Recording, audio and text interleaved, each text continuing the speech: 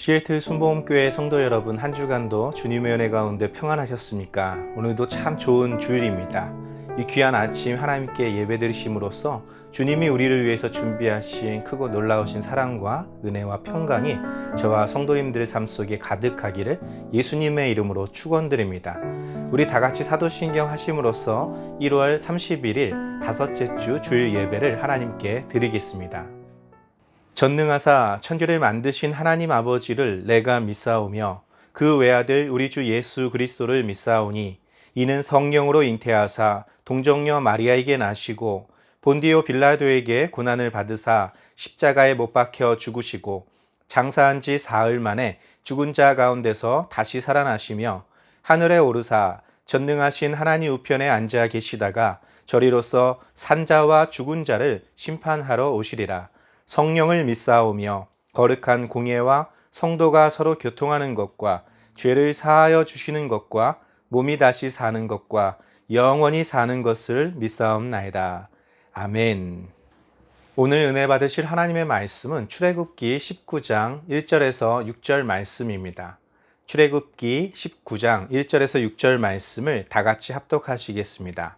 이스라엘 자손이 애굽 땅을 떠난 지 3개월이 되던 날 그들이 시내 광야에 이르니라. 그들이 르비딤을 떠나 시내 광야에 이르러 그 광야에 장막을 치되 이스라엘이 거기 산 앞에 장막을 치니라. 모세가 하나님 앞에 올라가니 여호와께서 산에서 그를 불러 말씀하시되 너는 이같이 야곱의 집에 말하고 이스라엘 자손들에게 말하라. 내가 애굽 사람에게 어떻게 행하였음과 내가 어떻게 독수리 날개로 너희를 업어 내게로 인도하였음을 너희가 보았느니라. 세계가 다 내게 속하였나니 너희가 내 말을 잘 듣고 내 언약을 지키면 너희는 모든 민족 중에서 내 소유가 되겠고 너희가 내게 대하여 제사장 나라가 되며 거룩한 백성이 되리라. 너는 이 말을 이스라엘 자손에게 전할지니라. 아멘. 함께 봉독한 말씀을 가지고 제사장 나라라는 제목으로 은혜 나누겠습니다. 우리는 지난 주일 하나님의 나라에 대해서 살펴보았습니다. 하나님의 나라가 가지고 있는 어떤 성격을 규명해 보라 한다면 제사장 나라라고도 할 수 있습니다. 세상 나라와는 구별이 되는 하나님의 나라, 세상의 어떤 통치 방침, 세상 나라가 추구하고 있는 어떤 것과 다르게 하나님의 나라는 제사장의 나라로서 무엇인가 굉장히 중요한 역할을 감당하게 하신다는 것을 오늘 이 시간 함께 살펴보기를 원합니다. 먼저 나라가 되기 위해서는 세 가지 필수적인 요소가 필요하다고 지난주에 함께 나눴었죠. 영토가 있어야 되고 국민이 있어야 됩니다. 그리고 세 번째로 주권이 있어야겠죠. 하나님의 나라 역시도 영토, 국민, 주권이 있습니다. 세상 나라와 다른 것이 있다면 바로 주권이 다른 것이죠. 영토는 가나안, 하나님의 약속하신 땅, 국민은 이스라엘이라는 아브라함의 약속된 자손들입니다. 이 나라의 주권은 오직 하나님에게 있으며 그 통치 방식에 있어서 하나님을 대신할, 하나님의 말씀을 전할 그런 대리자들을 세우십니다. 그런 대리자들을 하나님께서는 기름 부음이라는 그런 형식을 통해서 세우시는데요. 이것이 히브리 말로는 메시아, 헬라어로는 그리스도라는 뜻입니다. 훗날 이스라엘이 멸망하고 나라를 빼앗겼을 때 이 대리자의 모습은 구원자라는 하나님의 약속의 형태로 이스라엘 백성들 가슴속에 자리 잡고 있었습니다. 바로 신약 시대에 이 구원자로 오신 메시아, 그리스도, 바로 예수 그리스도셨죠. 그런데 구약에서는 이 대리자들을 크게 세 가지로 나누고 있는데요. 그 첫 번째는 제사장입니다. 그리고 선지자, 왕. 이 세 부류의 사람들에게 하나님의 통치권을 위임하는 기름 부음이라는 어떤 형식을 통해서 그들을 백성들의 지도자로 세우는 모습들이 성경에 기록되어 있습니다. 또 통치 방식 중에 하나는 언약이라는 것입니다. 하나님과 그 백성 사이에 언약, 약속이 주어지는 것이죠. 이것이 구약 성경에는 율법이라는 어떤 형태로 성문화되었고 그것이 잘 지켜지다가 이스라엘 백성들이 점점점 이 율법에 대한 그들의 태도가 변질되기 시작하고 율법을 잘 지켜야 되는 그 지도자들 역시 이 율법을 어기고 하나님 앞에 범죄하는 모습들을 바라볼 수 있습니다. 하나님께서 우리를 위해서 보내주신 대리자 예수 그리스도를 통해서 이 율법이 완성이 되고 다시 회복이 되며 하나님은 복음이라는 형태로 오늘날까지 우리에게 전해지고 있는 것을 우리는 알 수 있습니다. 오늘은 그 첫 번째 대리자로서 제사장에 대하여 살펴봄으로써 하나님의 나라, 제사장 나라에 대하여 살펴보려고 합니다. 먼저 함께 봉독한 출애굽기 19장 1절부터 6절 말씀을 한번 보겠습니다. 이스라엘 자손이 애굽 땅을 떠난 지 3개월이 되던 날 그들이 시내 광야에 이르니라. 그들이 르비딤을 떠나 시내 광야에 이르러 그 광야에 장막을 치되 이스라엘이 거기 산 앞에 장막을 치니라. 모세가 하나님 앞에 올라가니 여호와께서 산에서 그를 불러 말씀하시되 너는 이같이 야곱의 집에 말하고 이스라엘 자손들에게 말하라. 내가 애굽 사람에게 어떻게 행하였음과 내가 어떻게 독수리 날개로 너희를 업어 내게로 인도하였음을 너희가 보았느니라. 세계가 다 내게 속하였나니 너희가 내 말을 잘 듣고 내 언약을 지키면 너희는 모든 민족 중에서 내 소유가 되겠고 너희가 내게 대하여 제사장 나라가 되며 거룩한 백성이 되리라. 너는 이 말을 이스라엘 자손에게 전할지니라. 아멘. 이것이 이스라엘의 달력입니다. 그 중에서도 6월절에 이스라엘 백성들은 출애굽을 하게 되죠. 그로부터 오늘 본문은 3개월째 되던 날, 다시 말해서 77절에 시내산 언약을 하나님께 받게 됩니다. 시내산 언약하면 우리가 대표적으로 잘 알고 있는 것이 바로 십계명입니다. 그것이 장차 하나님의 법궤에 보관됨으로써 이스라엘 백성들과 함께 했던 것들을 우리 성경에서 찾아볼 수 있습니다. 바로 이 하나님의 율법이 주어지던 그때가 우리 기독교인들에게 굉장히 의미가 있는 오순절, 마가 다락방에서 성령이 임했던 그 기간인데요. 바로 이스라엘 백성들에게 있어서는 언약 백성으로서 하나님의 말씀을 받은 날로 기념하고 있는 아주 중요한 절기이기도 합니다. 이렇게 하나님의 말씀, 하나님의 율법을 받고 있는 그 시간에 산 아래에서는 아론을 비롯한 이스라엘 백성들이 금송아지를 만들고 그것이 애굽에서 인도해낸 하나님이다라고 섬기고 있었죠. 결국 모세는 산을 내려가서 그 금송아지를 부시고 이스라엘 백성들의 모든 죄를 정결케 해야만 했었습니다. 그때까지만 해도 성막은 존재하지 않았습니다. 하나님은 하나님을 저버린 이스라엘 백성들을 버리려 하셨지만 모세의 중보를 통해서 하나님은 성막이라는 것을 통해서 이스라엘과 함께 있기로 언약하셨습니다.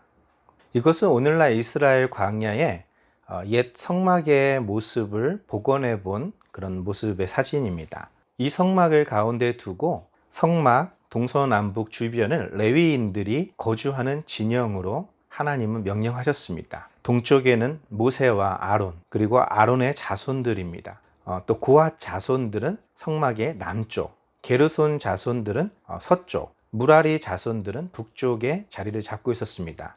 이 고핫, 게르손, 무라리는 모두 레위의 아들들입니다. 그 아들들의 이름을 따서 레위 지파라고 불렀는데요. 이 레위 지파 중에서 아론이 그 제사장직을 감당하게 하셨습니다. 그리고 성막을 지키고 있는 레위인들 또 동서남북으로 하나님께서는 이스라엘 12지파의 진영을 나누셨는데요. 유다 군대 진영과 르우벤 군대 진영, 에브라임 군대 진영, 단 군대 진영이 각각 동서남북을 지키게 했는데요. 그 동쪽은 유다 지파의 지위를 받아 이사갈 지파, 스불론 지파가 이 동쪽을 지키고 있었습니다. 또 두 번째 르우벤 군대 진영은 르우벤 지파를 지휘관으로 삼고 시므온과 갓 지파가 지키고 있었습니다. 또 서쪽은 에브라임 군대 진영으로서 에브라임 지파가 선두 진영에 서고요. 므낫세, 베냐민 지파가 함께 그 지역을 담당하고 있었습니다. 마지막 네 번째로 단 군대 진영입니다. 단 지파가 선두 지파가 되어서 아셀 지파, 납달리 지파가 북쪽 진영을 담당하고 있었습니다. 하나님의 지성소에서 하나님의 구름이 떠오르면 이스라엘 백성들은 모두 다 이동해야 됐습니다. 그때 아론의 자손들은 지성소와 성소의 모든 물품들을 잘 준비하고 또 고핫, 게르손, 무라리 이 레위 족속들이 그 기물들을 이동하는 그 역할들을 감당했었습니다. 맨 먼저 유다 진영과 그 뒤에 르우벤 군대 진영이 앞서 나가고 가운데 레위인들이 하나님의 법궤와 성막의 모든 기물들을 그들이 메고 이동을 하죠. 그 뒤에는 에브라임 군대 진영과 단 군대 진영이 맨 마지막에서 호위하면서 이스라엘은 군대로서의 행군을 하게 됩니다. 칼을 써본 적도 없고 전쟁을 치러본 적도 없는 그들이 하나님의 군대로서의 이 진영을 갖추게 되고 하나님의 약속하신 땅 가나안을 향하여 나아가고 있었다라는 것이죠. 이 모든 계획, 이 모든 조직, 이 모든 것들의 설계 역시도 하나님의 주권 가운데 이루어졌다는 것을 성경은 또 말하고 있습니다.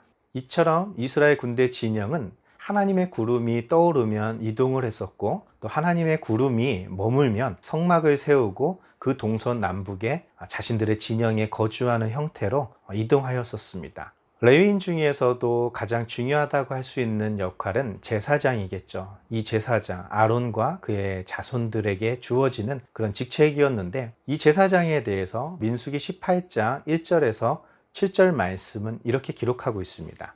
여호와께서 아론에게 이르시되 너와 내 아들들과 내 조상의 가문은 성소에 대한 죄를 함께 담당할 것이요 너와 내 아들들은 너희의 제사장 직분에 대한 죄를 함께 담당할 것이니라. 너는 내 형제 레위 지파 곧 내 조상의 지파를 데려다가 너와 함께 있게 하여 너와 내 아들들이 증거의 장막 앞에 있을 때 그들이 너를 돕게 하라.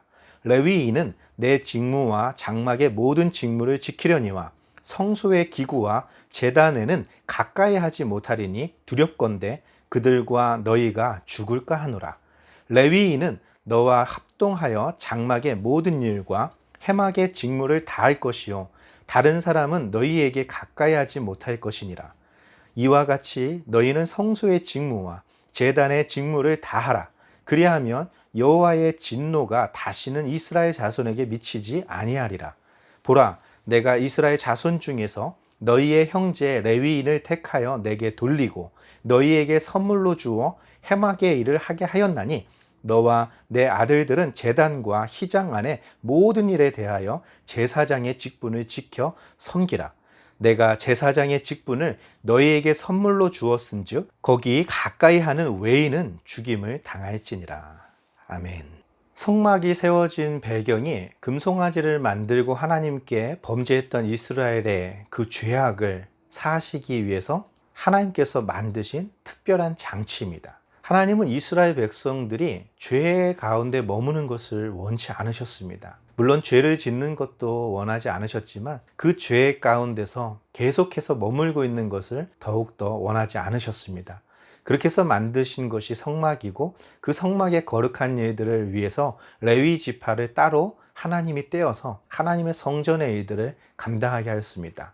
그 중에서도 제사와 관련되어 있는 또 하나님의 성소와 관련되어 있는 모든 일들에 대해서는 제사장인 아론의 자손에게만 허락하셨습니다. 바로 성소의 죄, 제사장들에게 있어서의 죄, 이 문제를 아론의 자손들을 감당해야 되는 것이고 그 일을 돕기 위해서 다른 레위 자손들을 그들의 돕는 일꾼들로 선물로 주었다라고 말하고 있고 너희 아론의 자녀들에게는 제사장 직분을 선물로 주셨다라는 말씀이겠죠.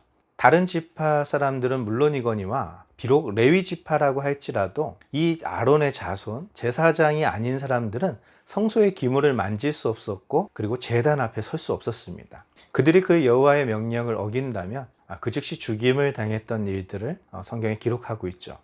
이렇게 제사장으로서의 직무를 잘 감당하고 있으면 여호와의 진노, 죄 때문에 하나님이 심판하시는 일들이 다시는 이스라엘 자손들에게 미치지 않게 하겠다 하나님이 언약하신 것입니다. 하나님은 그 약속을 지키셨습니다. 문제는 제사장들이 그 약속을 지켜야만 했었죠. 이 제사의 기원을 살펴보면 아담으로부터 시작해서 예수 그리스도까지 이어지고 있다는 것을 우리는 알 수 있습니다. 물론 제사장의 직분은 모세를 통해서 성막을 만들고 아론의 자손들을 통해서 제사장 직분이 생겨지고 1500년 동안 제사장의 나라로서의 역할을 감당하고 있지만 사실은 아담 그리고 그의 아들 가인과 아벨로부터 시작됐던 하나님께 향한 이 희생의 제사는 노아의 때에도 아브라함 때에도 모세 때에도 예수님 시대까지 계속해서 이어지고 있었다는 거죠. 예수 그리스도의 십자가의 대속의 은혜, 그의 부활하심으로 말미암아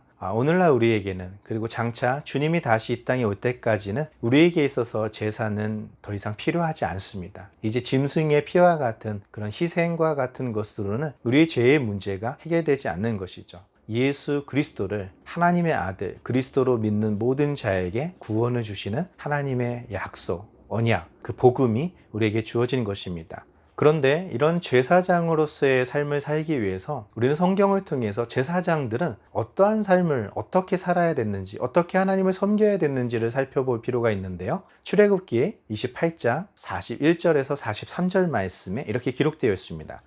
너는 그것들로 내 형 아론과 그와 함께한 그의 아들들에게 입히고 그들에게 기름을 부어 위임하고 거룩하게 하여 그들이 제사장 직분을 내게 행하게 할지며, 또 그들을 위하여 배로 속바지를 만들어 허리에서부터 두 넓적다리까지 이르게 하여 하체를 가리게 하라.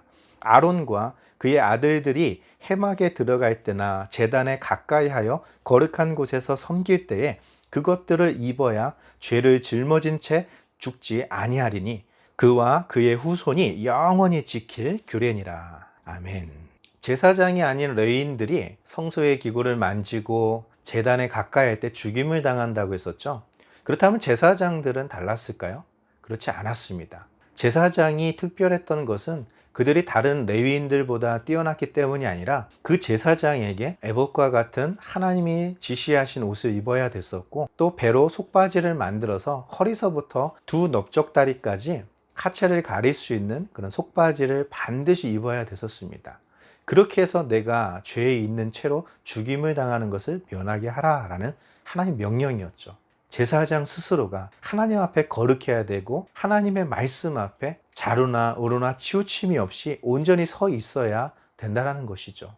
아무나 제사장이 되는 것도 아니지만 제사장이 되었다고 해서 아무렇게나 하나님을 섬길 수 없다라는 것입니다. 목숨을 건 사역인 것입니다.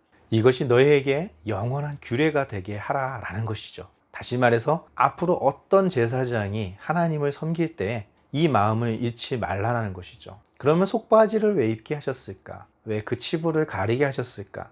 그것은 아담 때로 거슬러 올라갑니다. 하나님이 동산 중앙에 선악을 알게 하는 나무를 만들었죠. 그리고 동산에 있는 모든 것은 너희가 의미대로 할 수 있도록 하나님 복을 주시고 허락해 주셨습니다.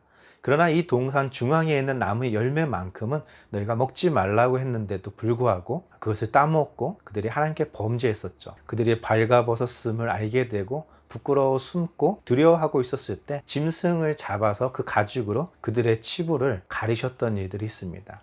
이 이스라엘 진영 중앙에 있는 이 성소, 하나님의 임재가 있는 이곳, 다른 모든 것들은 이스라엘 너희 백성에게 밟는 땅, 너희가 하나님 말씀대로 순종하고 가는 모든 것들을 너희가 다 이길 수 있게 되겠지만, 그러나 성전 중앙에 있는 하나님이 거룩하게 하신 그곳에는 아무도 올 수 없다라는 것이죠.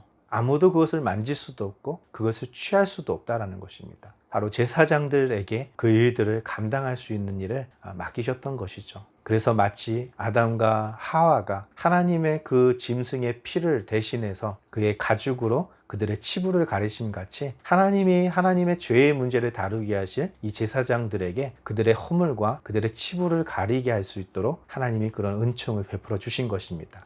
그렇게 할 때에야 그들이 죽임을 면할 수 있었던 것이죠.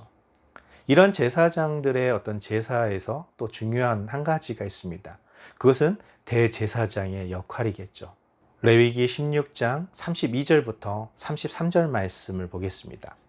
기름 부음을 받고 위임되어 자기의 아버지를 대신하여 제사장의 직분을 행하는 제사장은 속죄하되 세마포 옷, 곧 거룩한 옷을 입고 지성소를 속죄하며 회막과 제단을 속죄하고 또 제사장들과 백성의 회중을 위하여 속죄할지니 이는 너희가 영원히 지킬 규례라. 이스라엘 자손의 모든 죄를 위하여 1년에 한 번 속죄할 것이니라. 아론이 여호와께서 모세에게 명령하신 대로 행하니라. 아멘.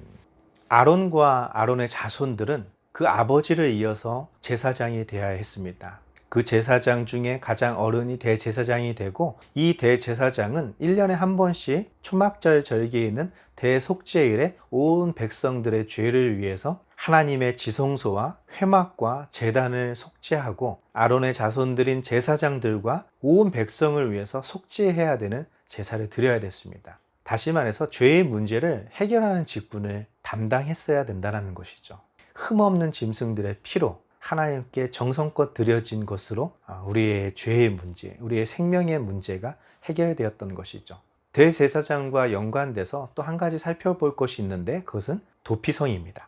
민수기 35장 32절부터 34절 말씀에 또 도피성에 피한 자는 대제사장이 죽기 전에는 속전을 받고 그 땅으로 돌아가 거주하게 하지 말 것이니라. 너희는 너희가 거주하는 땅을 더럽히지 말라. 피는 땅을 더럽히나니 피 흘림을 받은 땅은 그 피를 흘린 자의 피가 아니면 속함을 받을 수 없느니라. 너희는 너희가 거주하는 땅, 곧 내가 거주하는 땅을 더럽히지 말라. 나 여호와는 이스라엘 자손 중에 있음이니라. 아멘.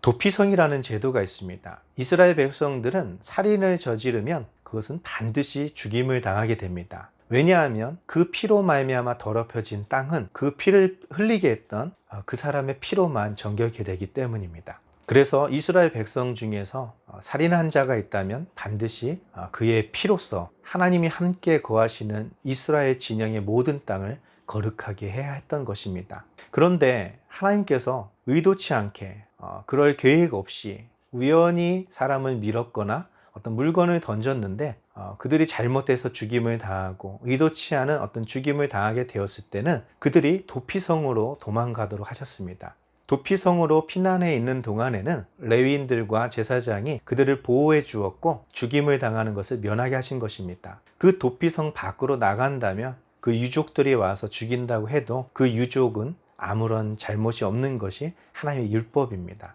대제사장이 죽을 때까지는 그 성에서 나올 수 없습니다. 대제사장의 죽음으로써만 그들이 자유롭게 자신들의 성읍으로 다시 돌아올 수 있던 것이죠. 바로 예수 그리스도가 대제사장이 되셔서 십자가에서 죽으신 것은 바로 하나님에게서 범죄하여 타락한 인간들이 이제 하나님의 길로 우리의 본향으로 갈 수 있는 길이 열리게 되는 것입니다. 이것이 우리가 전하는 복음입니다. 여호수아를 중심으로 이스라엘 12지파는 가나안 정복을 나섰고 또 그 정복이 마쳐질 때쯤 아직 빼앗지 못한 그 땅까지 포함해서 각 12지파는 땅을 분배받게 됩니다.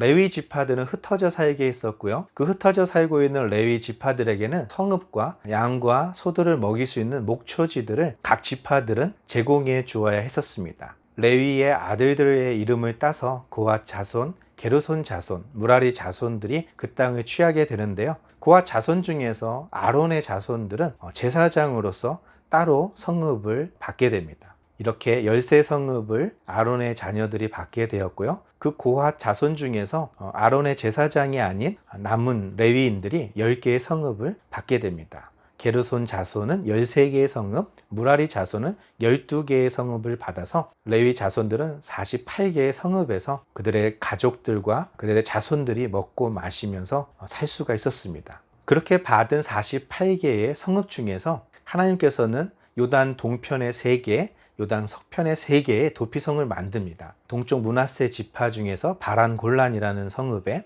갓 지파에게서 길르앗 라못이라는 곳에, 르우벤 지파에게서 베셀 이런 성읍에 도피성을 만들게 하셨고요. 또 요단강 서편에는 북쪽 납달리 지파에게서 갈릴리 게데스라는 성읍을 도피성으로 삼았고, 에브라임 지파에게서 세겜, 그리고 유다 지파에게서 헤브론에 각각 도피성을 세워서 부지 중에 살인을 저질렀던 사람들은 피할 수 있게 하였고, 대제사장이 죽을 때 살인자들이 자신의 고향으로 돌아가게 되는 것입니다.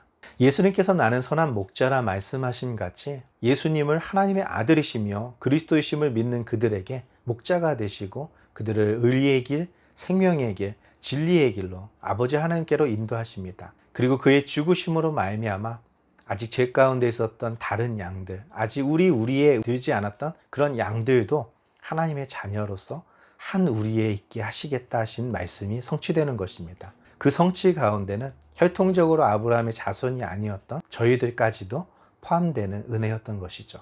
이처럼 제사장의 직분은 죄의 문제와 직결되는 것입니다. 그것을 온전히 행한다면 생명을 얻게 되는 것이고, 그것을 제대로 행하지 않고 그것을 그릇되게 행하였을 때는 그 죄가 여전히 있으므로 하나님의 진노가 그들에게 여전히 머물러 있는 것입니다.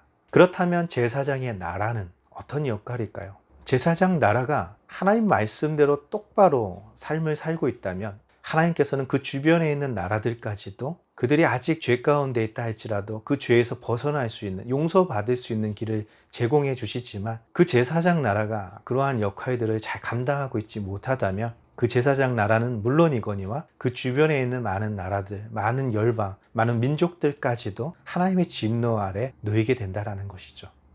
그렇기 때문에 우리 교회의 역할이 굉장히 중요한 것입니다. 우리끼리만 모여서 예배드리고 우리끼리만 친교하고 우리끼리만 행복하면 되는 것이 아니라 우리가 하나님 말씀 안에서 정말 선하고 아름다운 열매들을 맺어가고 또 하나님이 원하시는 방식대로 우리는 살아가야 된다는 것이죠.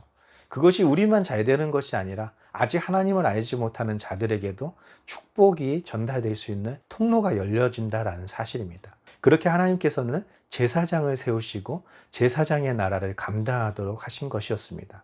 호세아 4장 6절 말씀을 한번 보겠습니다.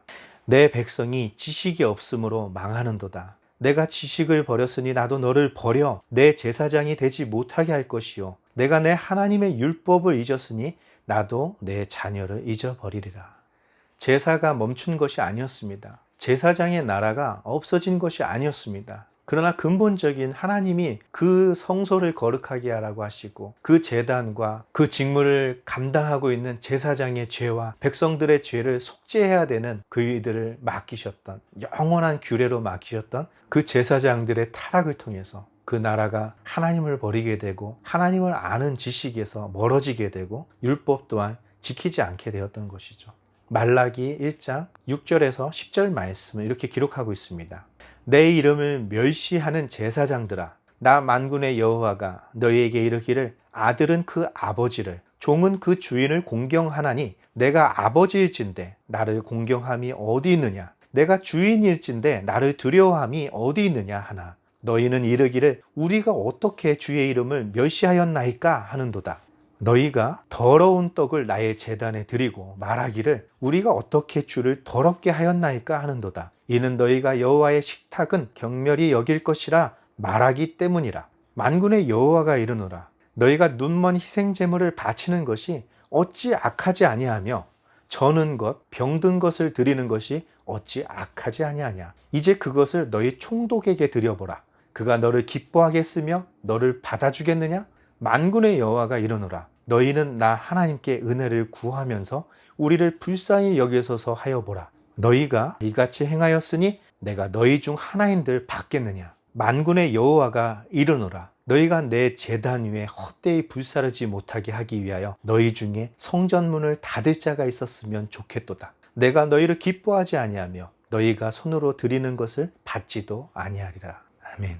하나님 앞에 더러운 떡을 드렸다라고 말합니다. 제사장들은 형식적인 모습만 있었을 뿐 하나님의 온전한 것을 드리지 않았다라는 것이죠. 더러운 떡이라고 해서 그 떡이 더러운 떡을 드렸다라는 의미는 아닐 것입니다. 눈먼 재물, 저는 것, 병든 것이라는 표현입니다. 어차피 죽임을 당한 양들은 비실비실하고 그런 것들로만 하나님께 드렸다라는 것이죠. 나의 죄악과 맞바꾸는 그 거룩한 성물을 거짓된 것들과 형식적인 것으로 바꾸면서도 그들은 하나님 앞에 당당히 섰습니다. 우리가 어찌 하나님의 제단을 더럽혔었습니까? 우리가 어찌 하나님의 뜻대로 행하지 않았습니까? 라고 뻔뻔스럽게 말한다는 것이죠. 하나님께서는 말합니다. 아들은 그 아버지를 존경하고 종은 그 주인을 존경하는데 내가 너희 아버지가 되고 너희 임금이 되었는데 나를 존경함은, 나를 사랑함은 어디에 갔는가? 라는 것이죠. 내게 드린 그 재물을 너희 총독들에게 한번 주어봐라. 그러면 그들이 너를 기뻐하고 너를 받아주겠는가? 당장 불효령이 떨어지겠죠. 자신들이 아부하고 권력 있는 자 앞에서는 가장 귀한 것을 바치면서까지 충성하고 그들의 눈치를 살피는데 하나님의 나라, 제사장 나라는 하나님의 마음을 살피지 않고 하나님에 대한 모든 것들을 버리고 있었다라는 것이죠. 결국 이렇게 제사장의 타락은 하나님의 나라, 그 제사장 나라가 되지 못하게 되었고 멸망하게 됩니다. 예수 그리스도가 이 땅에 오시기 전까지, 그리고 그가 십자가에서 모든 더럽혀진 모든 성소를 깨끗게 하고 하나님의 제단을 거룩하게 하고 자신은 물론 하나님의 온 백성을 거룩하게 성결케 한 대제사장으로서의 죽임을 통해서 모든 인류가 구원받게 되고 도피성에 있는 많은 사람들이 하나님의 도성으로 그들의 본향으로 다시 돌아오게 된 것입니다. 말씀을 정리하고 마치겠습니다. 베드로전서 2장 9절부터 12절 말씀 이렇게 기록되어 있습니다. 그러나 너희는 택하신 족속이요 왕같은 제사장들이요 거룩한 나라요 그의 소유가 된 백성이니 이는 너희를 어두운 데서 불러내어 그의 기이한 빛에 들어가게 하시니에 아름다운 덕을 선포하게 하려 하심이라. 너희가 전에는 백성이 아니더니 이제는 하나님의 백성이요 전에는 국류를 얻지 못하였더니 이제는 국류를 얻은 자니라. 사랑하는 자들아 거류민과 나그네 같은 너희를 권하노니 영혼을 거슬러 싸우는 육체의 정욕을 제어하라. 너희가 이방인 중에서 행실을 선하게 가져 너희를 악행한다고 비방하는 자들로 하여금 너희 선한 일을 보고 오시는 날에 하나님께 영광을 돌리게 하려 함이라. 아멘. 전에는 그렇지 않았지만 우리는 하나님의 택하신 백성이 되었습니다. 왕과 같은 제사장이 되었고 그의 거룩한 나라요 소유된 백성이 되었습니다. 이렇게 하신 것은 우리를 바깥 어두움 가운데서 죄악 가운데서 이전에 행하던 일 가운데서 우리를 완전히 건져 주신 것이죠. 그리고 그렇게 하시니 예수 그리스도에 대한 그의 기이한 기적, 하나님의 그 복음을 사람들에게 선포하게 하려고 우리를 세우셨다라는 것입니다. 그러므로 우리는 영을 거슬려서 싸우는 그런 육체의 정욕들, 그 더러운 것으로부터 우리는 벗어나야 됩니다. 우리를 비방하던 자들, 특별히 이방인들 중에서 우리를 욕하던 자들에게서 우리의 손을 통해서 하나님께 영광을 돌릴 수 있게 하라라는 것이었죠. 오늘날 교회가 어떻게 되어 있습니까? 이 미국 땅에 자리 잡고 있는 한인교회 인식이 어떻습니까? 많은 믿음의 가정들이 1세대가 한인교회에서 뿌리를 내렸습니다. 정말 어렵게 하나님께 헌신하면서 일구었던 그 한인교회, 믿음으로 또 눈물로 한 민족이라는 어떤 그런 동포애로 서로 똘똘 뭉치면서 서로가 서로를 도우면서 하나님의 나라를 세웠던 이 교회들이 점점점 타락해 가고 있습니다. 목회자가 장로님이 교회의 주인이 되려고 하고 성도님들이 자신의 원하는 대로 교회가 움직여지기를 바라고 있다는 것이죠. 그 2세대들은 어디에 가 있습니까? 그 중에서도 정말 하나님께 헌신된 사람들만이 한인교회를 지키고 있고 그나마도 그 믿음을 잃어버리지 않으려고 미국 교회에서 신앙생활하는 자녀들도 많이 있습니다. 그렇게만 된다고 하더라도 성공이겠죠. 자녀가 하나님을 믿는다면. 그러나 얼마나 많은 크리스찬들, 얼마나 많은 기적을 체험했던 크리스찬 가정이 예수님을 영접하지 않고 하나님의 뜻대로 살지 않고 있는지 우리 주변을 살펴보시기 바랍니다. 이 이방 민족 속에서 한인교회는 어떤 위치를 차지하고 있습니까? 이 미국 땅에서 한인교회가 가지고 있는 명성은 어떠합니까? 왕같은 제사장인 저와 여러분들이 하나님의 말씀에서 벗어나고 하나님의 나라, 제사장의 나라인 하나님의 세우신 이 교회에 주인이 되려고 한다면 성경이 우리에게 경고하고 있듯이 내 백성이 지식이 없어 망한다라고 말하는 것입니다. 우리에게 아직 기회가 있고 우리에겐 아직 선을 행할 능력이 있습니다. 일어나시기 바랍니다. 주의 말씀으로 돌아오시기 바랍니다. 하나님이 원하시는 선이 무엇인지, 하나님이 바라시는 예배가 무엇인지 회복하시기 바랍니다. 주님 앞으로 온전히 나오시기 바랍니다. 그리고 세상 가운데서 우리가 손가락질 받는 것이 아니라 세상에서 손가락질 받는 사람들을 우리가 이웃이 되어지고 친구가 되어서 그들이 온전한 열매가 되고 거룩한 열매가 되도록 우리가 도와줍시다. 그것이 우리 시애틀 순복음교회를 세우신 하나님의 뜻이며 하나님이 우리 시애틀 순복음교회를 제사장 교회가 되고 제사장 나라가 되게 하시고 우리를 택하여 세우신 목적이요 이유인 줄을 믿습니다. 우리는 죄를 지적하는 교회가 아니라 그 죄로부터 벗어나는 교회가 되는 것입니다. 우리의 연약함으로 지었던 이 죄의 문제를 예수님께서 다 해결하셨다는 것을 증거하는 교회가 되기를 바랍니다. 그리고 죄 가운데 오래 머물지 않고 죄와 싸우는, 끝까지 싸우는 그런 교회가 되어야 될 줄 믿습니다. 다 같이 기도하겠습니다. 살아계신 하나님, 감사와 찬양과 경배와 영광을 돌립니다. 하나님이 우리를 제사장 삼아주시고 그 나라를 맡기셨습니다. 우리의 모든 죄의 문제, 우리 이웃들의 모든 죄까지도 하나님이 우리의 손에 맡기셨습니다. 우리 스스로 정결케 되고 또 우리 주변을 정결케 하며 우리 삶의 모든 터전을 거룩하게 하고 모든 영혼들이 주님께로 돌아올 수 있는 길이요 진리요 생명이신 예수님만을 전하고 예수님만을 아버지와 믿고 따르는 예수님 안에서 하나가 되는 아름다운 교회가 되게 하여 주시옵소서. 이 미국과 또 한국 땅에 우리 하나님의 백성들에게 은혜를 베푸시고 은총을 베푸사 그들이 선으로 육체의 모든 정욕을 이기고 하나님의 나라를 세우게 도와주시옵소서. 주님이 함께 하심을 믿사하며 예수님의 이름으로 감사하며 기도드리옵나이다. 아멘. 이제 다 같이 주기도문 하심으로써 1월 31일 마지막 주 주일 예배를 모두 마치도록 하겠습니다. 하늘에 계신 우리 아버지여, 이름이 거룩히 여김을 받으시오며 나라가 임하시오며 뜻이 하늘에서 이루어진 것 같이 땅에서도 이루어지리이다. 오늘 우리에게 일용할 양식을 주시옵고 우리가 우리에게 죄지은 자를 사하여 준 것 같이 우리 죄를 사하여 주시옵고 우리를 시험에 들게 하지 마시옵고 다만 악에서 구하시옵소서. 나라와 권세와 영광이 아버지께 영원히 있사옵나이다. 아멘. 2021년도 1월의 마지막 날입니다. 또 마지막 주 주일 예배를 하나님께 드렸습니다. 우리에게 남겨진 2021년도는 아직 11달이 남아 있습니다. 하나님이 우리에게 원하시는 것은 아주 거창한 것이 아니라 선한 사람이 되는 것입니다. 선한 목회자가 되는 것이고 선한 직분자가 되는 것이며 선한 하나님의 아들과 딸이 되는 것입니다. 악을 피할 수는 없겠지만 악에게 지지 않기를 바랍니다. 우리가 넘어지지 않을 수는 없지만 넘어진 채로 쓰러진 채로 머물러 있지 마시기 바랍니다. 일어나시기 바랍니다. 그리고 하나님께서 우리에게 주신 그 귀하고 아름다운 열매들을 누리는 저와 여러분 되시기 바랍니다. 한 주간도 주님 은혜 가운데 평안하시기를 예수님의 이름으로 축원드립니다. 할렐루야.